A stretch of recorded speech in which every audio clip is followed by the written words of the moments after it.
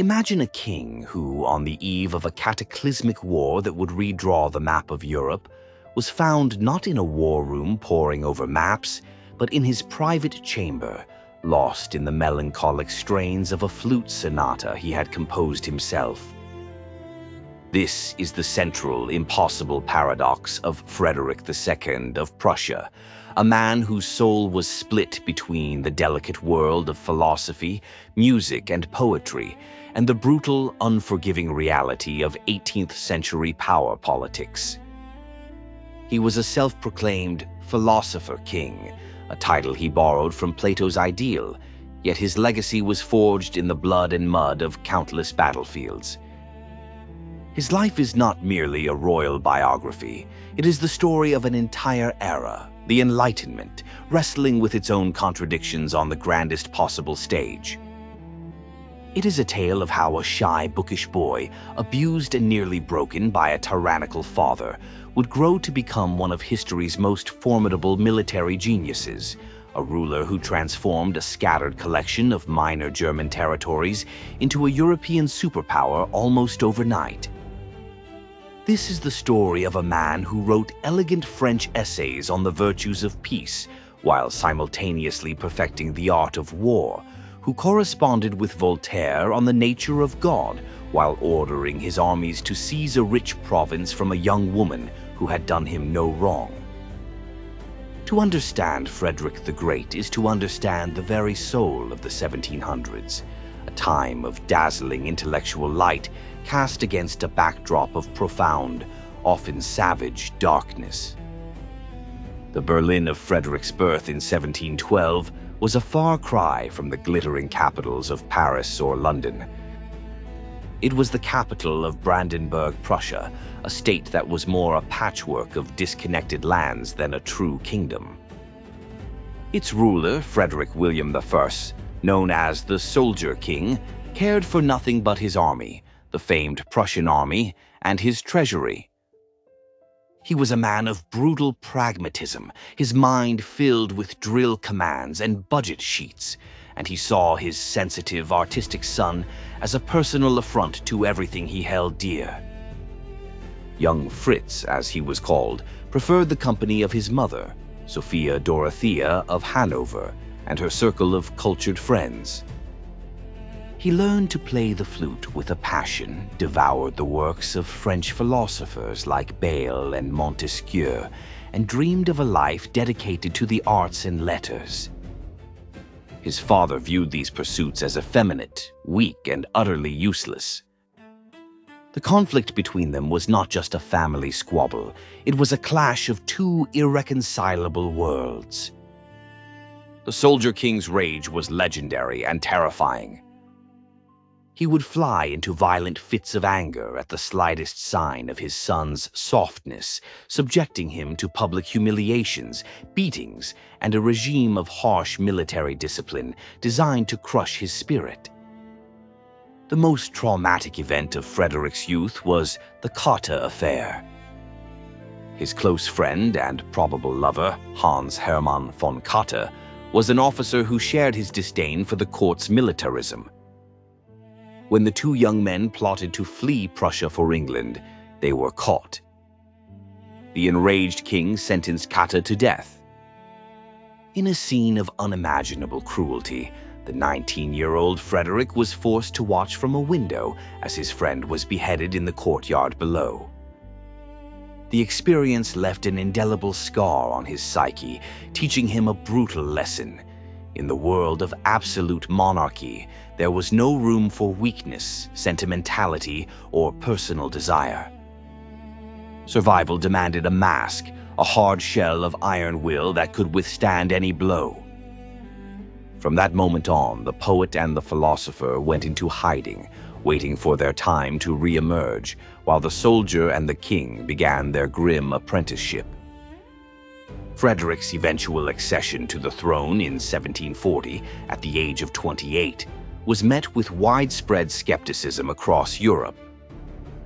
Diplomats and rival monarchs dismissed him as a dilettante, a dreamer who would quickly be overwhelmed by the responsibilities of state.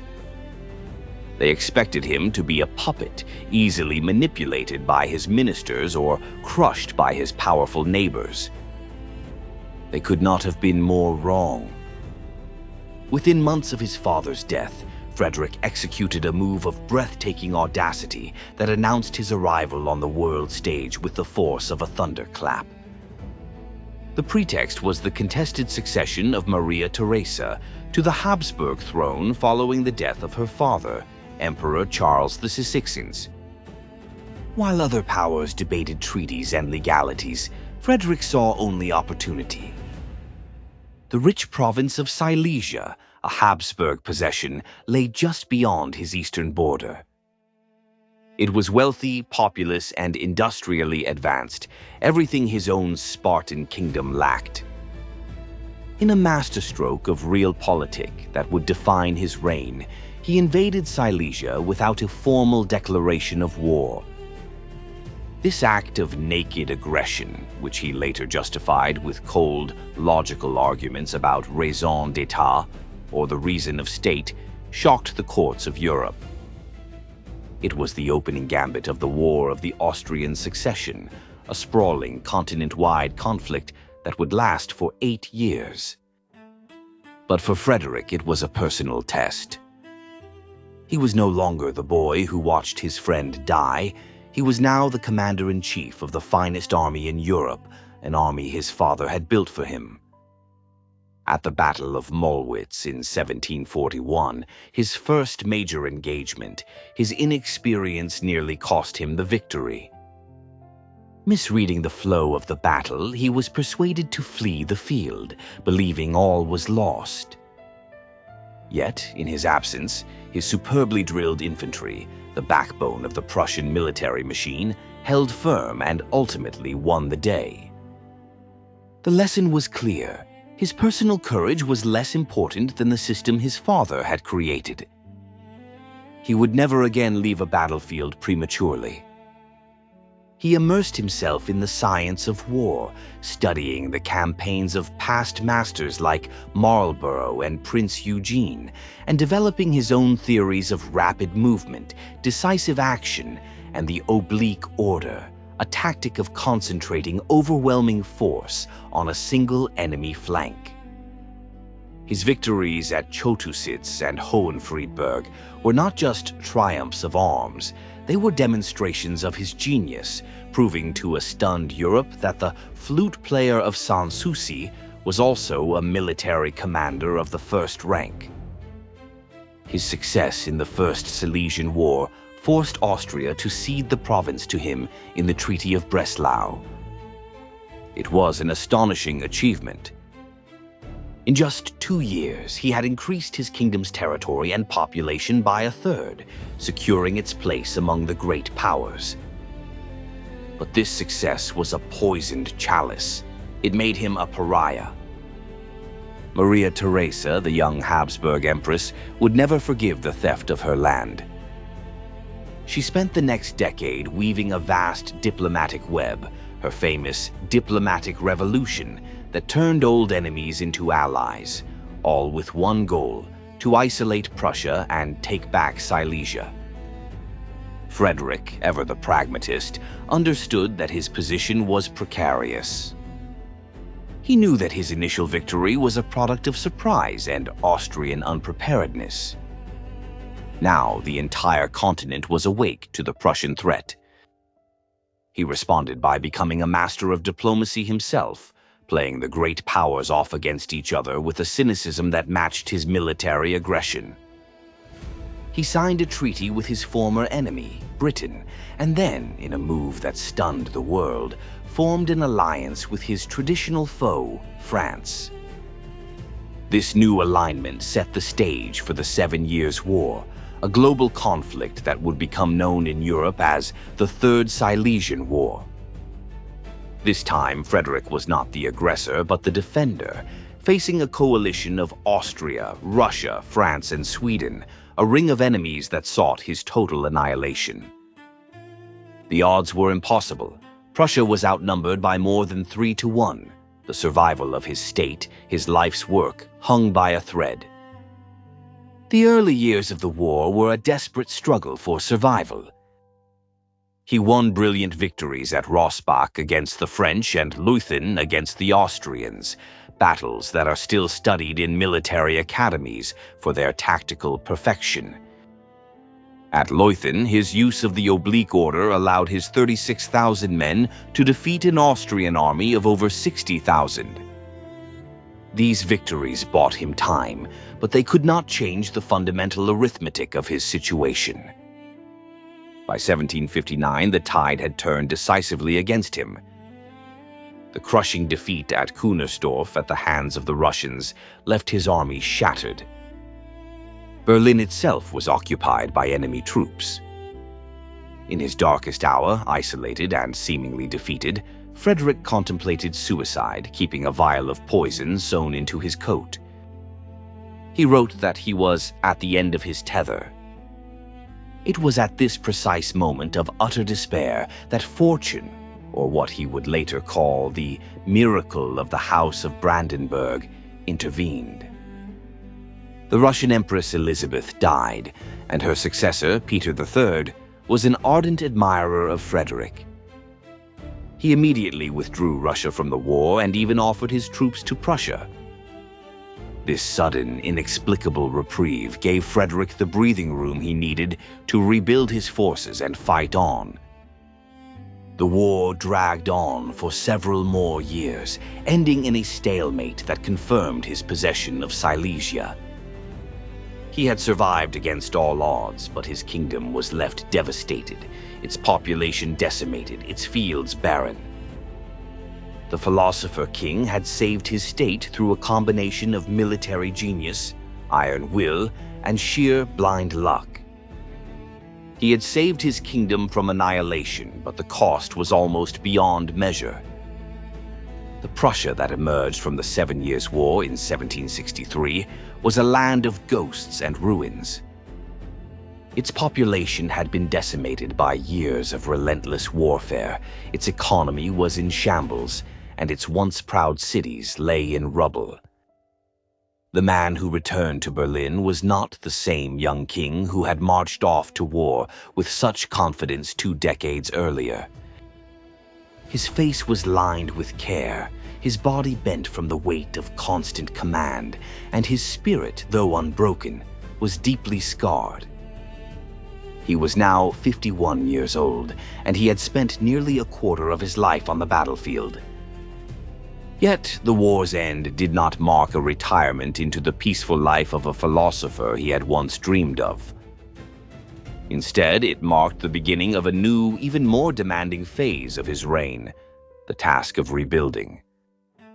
For Frederick the Great, the battlefield was merely one theater of statecraft.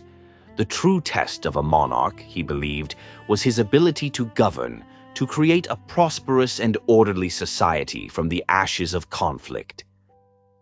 This second act of his rule would prove to be as consequential as his military triumphs, for it was during these post-war decades that he transformed Prussia from a mere military power into a modern, efficient, and surprisingly enlightened state.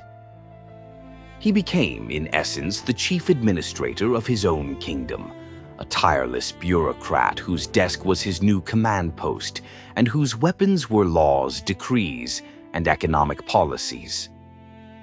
His philosophy of governance was rooted in a concept he called the first servant of the state. It was a radical idea for an absolute monarch. He did not see himself as a divinely ordained ruler whose will was law, but as a public servant whose sole duty was the welfare and security of his subjects. This was not mere rhetoric, it was a principle he lived by with an almost fanatical dedication. He rose before dawn each day and worked for 12 or more hours, personally reviewing reports from every corner of his administration, from grain yields in Pomerania to the construction of a new bridge in Silesia. He demanded the same level of efficiency and honesty from his ministers. Corruption was his personal enemy, and he established a system of spies and inspectors to root it out. He famously declared that if a government official stole so much as a single penny from the state, he would have him hanged. His administrative reforms were sweeping and systematic. He centralized the bureaucracy, creating a professional civil service that answered directly to him, bypassing the old, often corrupt, local nobility. He reformed the legal system, commissioning a new unified law code, the Allgemeines Landrecht, that was a landmark of Enlightenment thinking. It abolished torture, established the principle of equality before the law, at least in theory, and emphasized the protection of private property. He was a staunch advocate of religious tolerance, a principle that was still radical in an age of deep sectarian divides. In his famous declaration, he stated that in his kingdom, everyone must be allowed to go to heaven in his own way.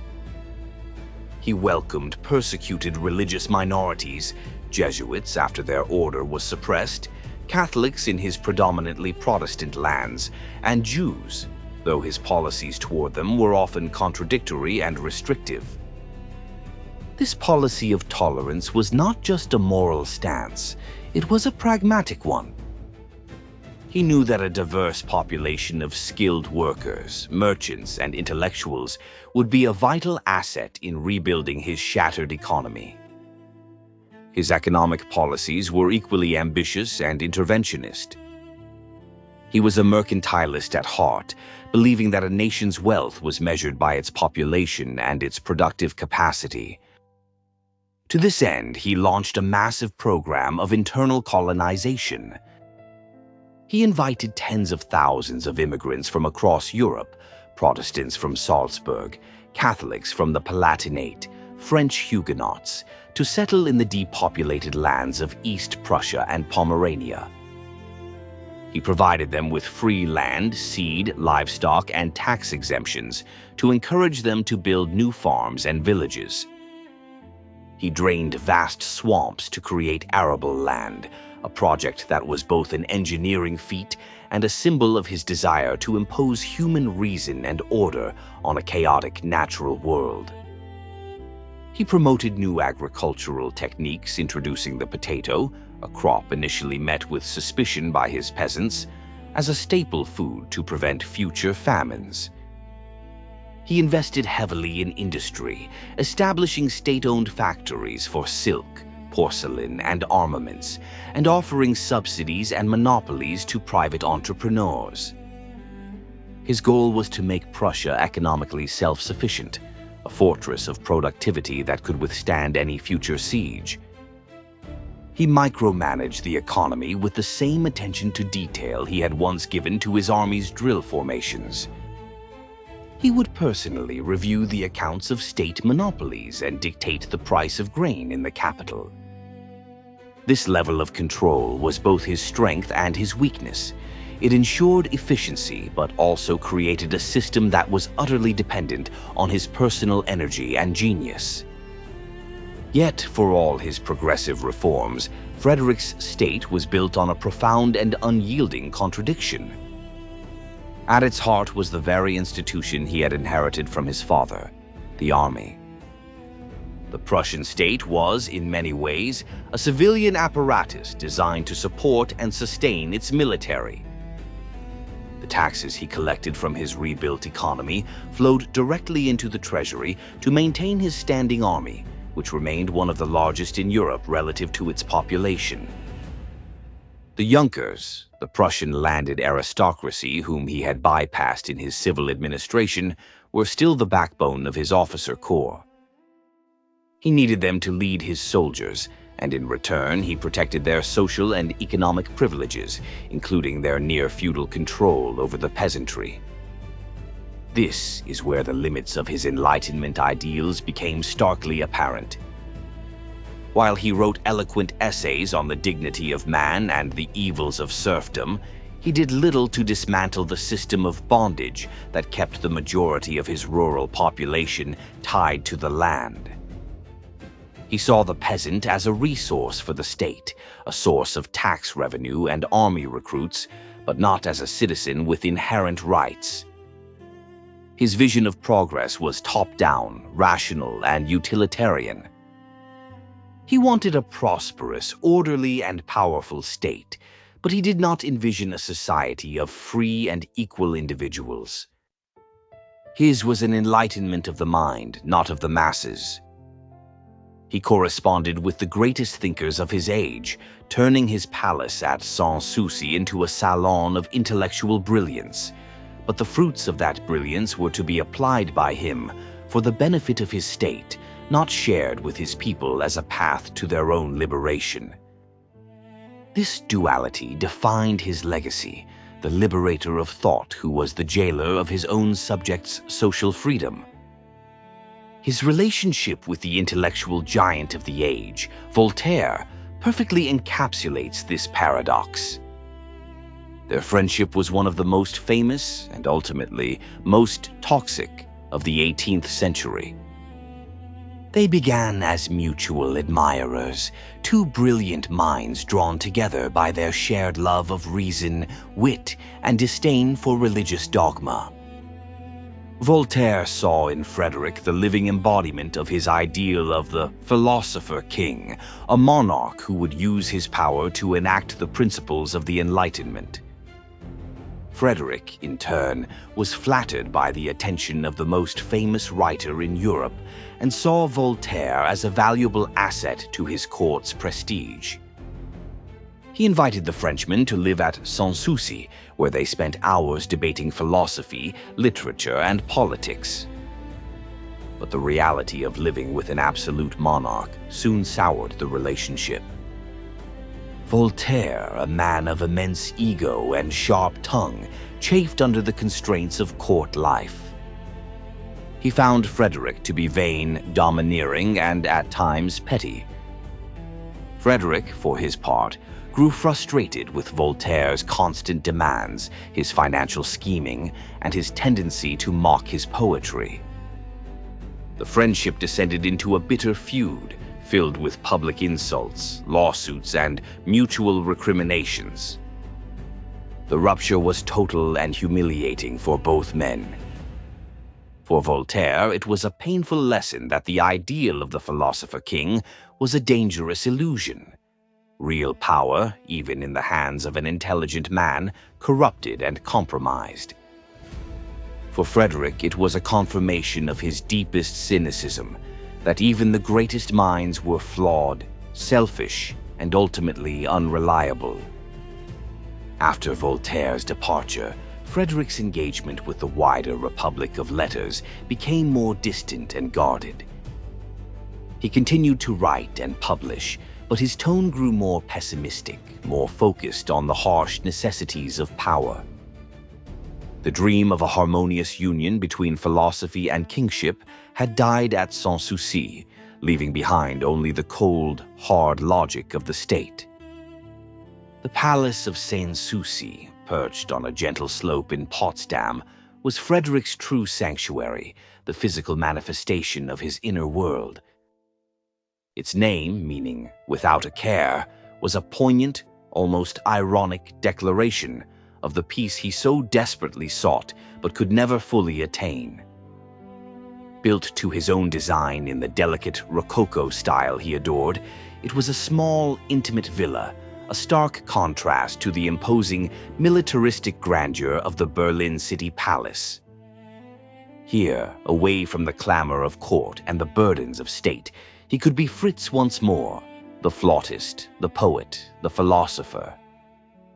He would rise early, take a simple breakfast of coffee and rolls, and spend the morning composing music or writing in his study, whose walls were lined with books in French, his preferred language of thought and expression.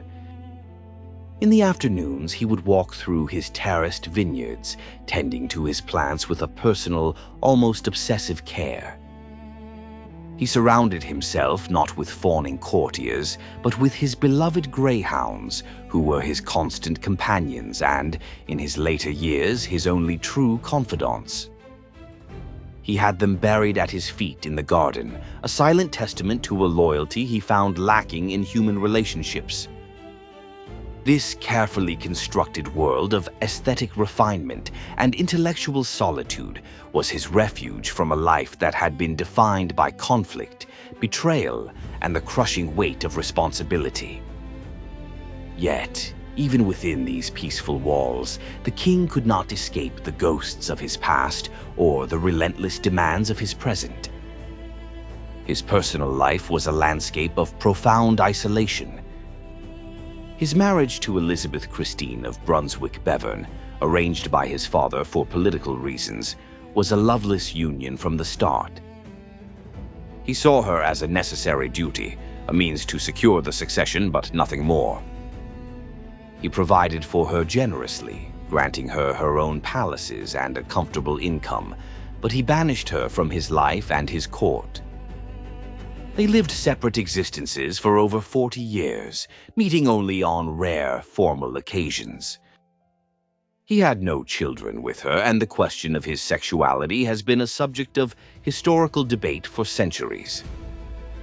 His intense, emotionally charged friendships with young men like Hans Hermann von Katte, and later, his close aide-de-camp, the dashing Michael Gabriel Fredersdorf, suggest a deep emotional and possibly physical intimacy that was impossible to express openly in his time. Whatever the nature of these relationships, they were marked by a vulnerability that stood in stark contrast to his public persona of cold, rational control. The trauma of the Katte affair had taught him that such vulnerability was a fatal weakness in the world of power. He learned to build emotional walls as high and as strong as any fortress he ever besieged. He trusted no one completely. His ministers were valued for their competence, not their friendship. His generals were tools of his will, not comrades in arms. He ruled alone by his own intellect and his own iron will, and this self-imposed isolation became the defining feature of his character in his later years. He was a man who had conquered Europe's battlefields, but remained a stranger in his own heart. This loneliness was mirrored in the cultural legacy he cultivated at Sanssouci. He turned his small palace into a center of Enlightenment culture, but it was a culture that was deliberately detached from the German world around him. He despised the German language, which he considered coarse and barbaric, and conducted all his intellectual life in French. He wrote his histories, his philosophical treatises, and his poetry in French. He corresponded with intellectuals across Europe in French. He even spoke French at his own dinner table. This was not just a personal preference, it was a political and cultural statement. He saw himself as part of a cosmopolitan European elite, a community of reason that transcended the narrow confines of nation and language. He wanted Prussia to be seen not as a backward German principality, but as a modern, sophisticated state on par with France. To this end, he patronized French artists, musicians, and architects, and filled Sanssouci with French art and literature. He composed over 100 flute sonatas and 4 symphonies, works of competent, if not genius-level, craftsmanship that reflected his deep love for the instrument. He wrote a multi-volume history of his own times, a work that is as much a piece of political propaganda as it is a historical record, justifying his actions and burnishing his legacy for posterity. All of this cultural activity was a form of self-creation.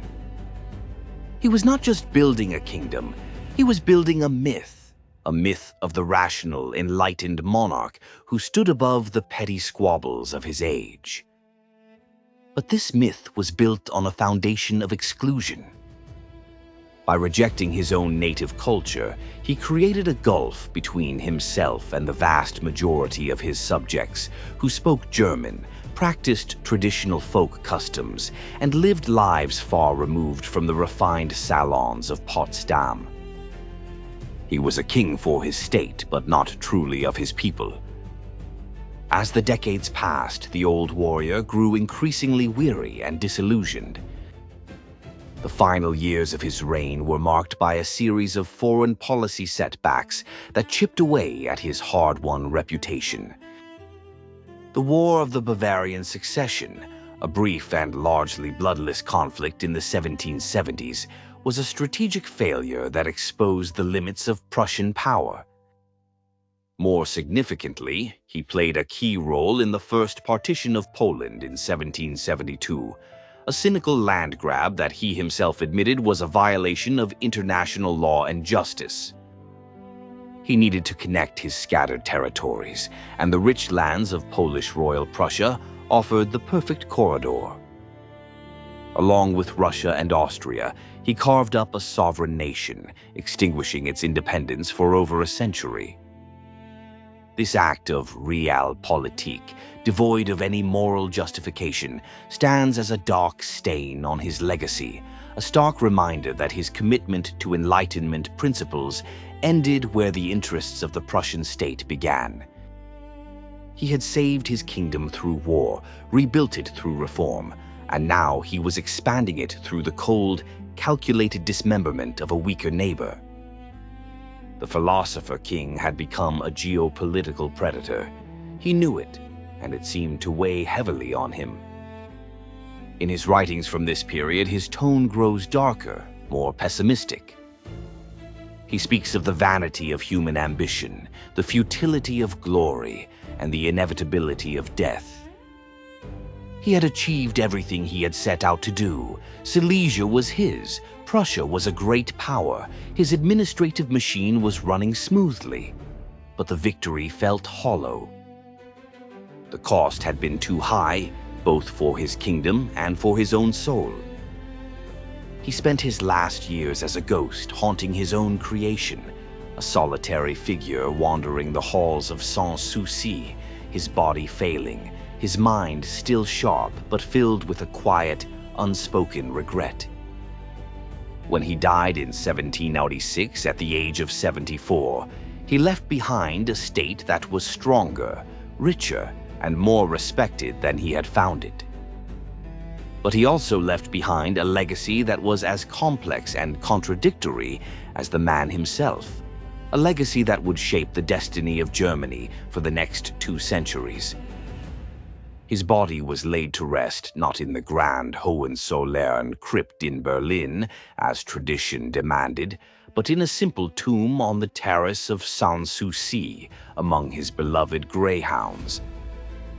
It was his final defiant act of self-determination, a last command from the king who had spent his life dictating the terms of his own existence.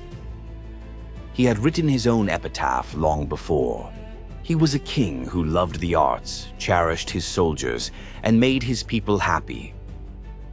It was a neat, elegant summary, a piece of carefully crafted propaganda from beyond the grave. But history is rarely so tidy. The true legacy of Frederick the Great is not a single sentence, but a vast, sprawling, and often contradictory tapestry woven from threads of military genius, enlightened reform, personal cruelty, and profound loneliness. In the decades and centuries that followed his death, his image became a powerful symbol, claimed and reclaimed by successive generations to serve their own political and ideological purposes. To the 19th century German nationalists, he was the visionary founder of a unified German state, the first true German emperor in all but name. His victories over Austria were seen as the first steps toward German unification under Prussian leadership. To the militarists of the Kaiser's Germany, he was the ultimate warrior king, the embodiment of discipline, duty, and the glory of the Prussian army. His statue stood as a stern reminder of the power that had forged a nation. And then, in the darkest chapter of German history, his legacy was grotesquely twisted and appropriated by the Nazi regime. They saw in him a proto-Führer, a ruthless, decisive leader who placed the interests of the state above all moral considerations, who expanded his territory through force, and who ruled with an iron will. They used his image to legitimize their own brutal expansionism and their cult of the strongman. This association has forever complicated our understanding of Frederick, forcing us to confront the uncomfortable truth that the tools of state-building and national power can be used for both noble and monstrous ends. To judge Frederick solely by the worst uses of his legacy, however, is to miss the full complexity of his achievement. He was a product of his time, a man who operated within the brutal logic of 18th century power politics, where survival often demanded actions that would be considered criminal by modern standards. Within those constraints, he pushed the boundaries of what was possible. He built a state that was more efficient, more tolerant, and more rationally governed than almost any of its contemporaries. He proved that a ruler could be both a brilliant general and a patron of the arts, both a cynic of power and a believer in certain Enlightenment ideals. His reign was a grand, lifelong experiment in the application of reason to the messy business of ruling. It was an experiment that yielded spectacular successes and profound failures, moments of breathtaking vision and acts of cold-hearted calculation. He was not a saint, nor was he a simple monster. He was a human being of immense talent and ambition, shaped by trauma, driven by a relentless will to power, and haunted by the contradictions at the heart of his own soul. His story is a timeless lesson in the nature of leadership, the seductive danger of absolute power, and the eternal struggle between our highest ideals and the harsh realities of the world we live in. Today, as we look back on the life of this enigmatic king, we are forced to ask ourselves difficult questions. Can a man who commits acts of aggression and injustice still be considered great? Can a ruler who builds a prosperous state on the backs of a subjugated peasantry be called enlightened? There are no easy answers. Frederick's life refuses to fit into our modern categories of hero or villain.